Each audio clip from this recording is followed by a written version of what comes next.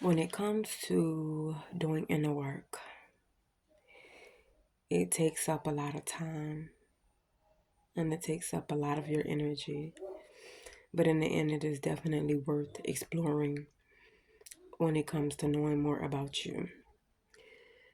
Inner work is more so learning who you are, going within the experiences you're having while you're having the experiences you've had.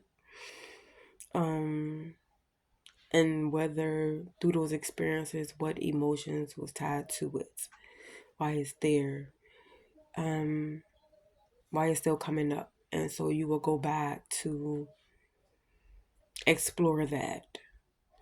And if it's something that kept you kind of like stuck or limited, you will go back to ask yourself questions about that experience, why it was there, whether it was put there for other reasons or ways, or it's just how you're seeing things at the time. But then you will look back, but then you will also come back to where you are now in the present to see where you are. And you may notice that you are no longer there. You have grown over time, or you may even think differently now.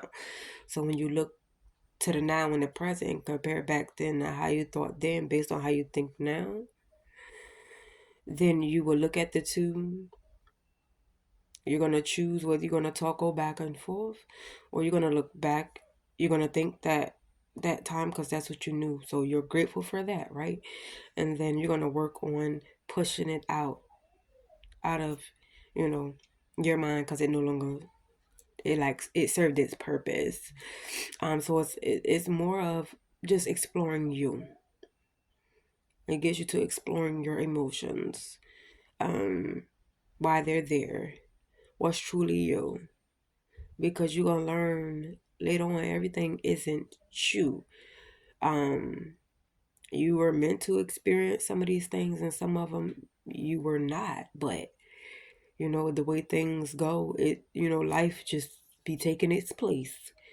And once you realize that those experiences or those emotions no longer serve you for whatever purpose it did, then you can just put that behind you. So, you will look at the things that you want to change. You want to look at the things of why you want to change it. Okay.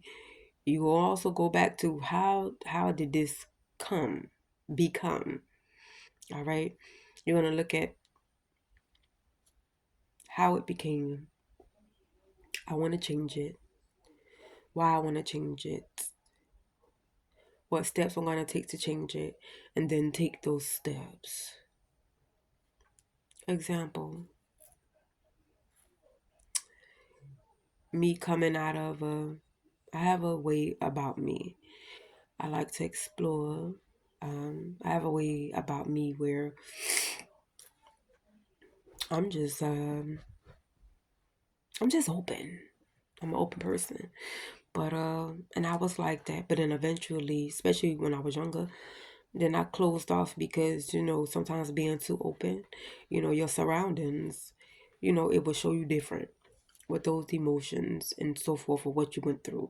So I ended up closing myself off. I ended up not showing who I truly am. I ended up just not exploring me no more just to fit in because of the things that I've experienced. And you know how it is when you were kids, or even when you're not kids, you just hear the same things over and over. I'm like, why you keep hearing this? Why you keep hearing this? Why they keep saying that? But you'll learn as you get older, and then you start going out there, exploring, meeting people, other experiences, and just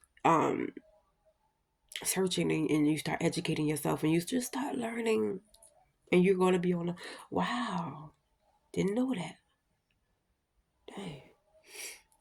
So that's why I was just experiencing this and that. But you will come to that some things we do cause on ourselves, but that's because we had a lack of knowledge. We become, you know, in our surroundings, depending on what it is in that time. that we're okay with. But as you get older, things do change. So, you just got to do the work. But I truly was not me. You know, it closed off and just did things to kind of like some things, was me, but not really me. Like, I realized to the average person, to them probably, I'm the boring type or just not what everybody is into. And now that I know that, and based on what I experienced back then to now, like, oh, okay, cool. But didn't realize, like, you really shut off, like, very important parts of you.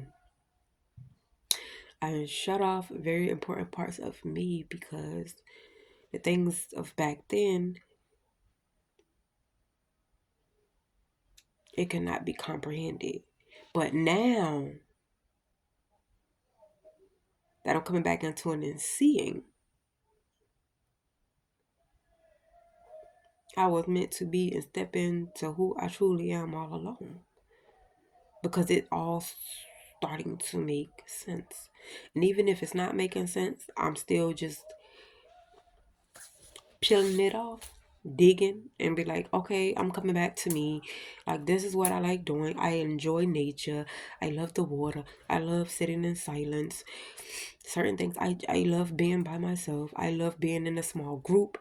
I don't always want to be out. If I do go out, it's for a minute and boom, I'm gone. You don't even see me no more. Where she went? Gone.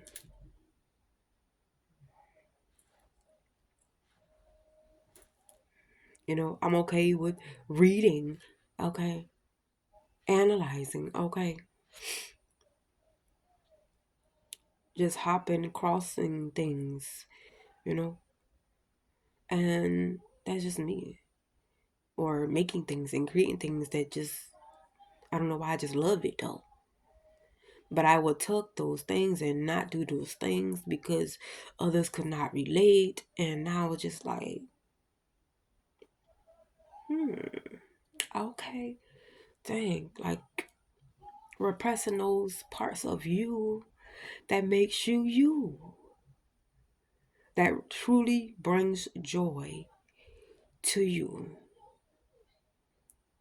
that keeps you balanced, that gives you that sense of peace in your heart, that we shut off because others can't relate or it bothers others.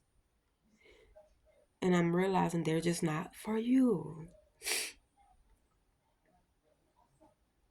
If you can sit here and be around people, adapt to whatever lifestyle they're living, no judgment, and you cool with it, it's like, oh, it's nothing because that's who you are.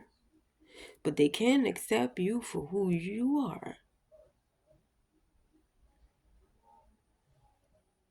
Cut it. Cut it. It's just not making sense. And that's why I used to be on mine a lot. I'm like, well, I accept you. Like, no judgment. I'm like, who am I to judge you? But you are judging me. I mean, people have their judgments. We all do. But naturally, I don't care. you know. And if it's to that point, you just don't have to associate with a person or just keep it at a minimum. Whatever you do have in common, you keep it at that level only. Nothing no further. It's ways you can work around it. You can either no longer associate with them or whatever you may have in common.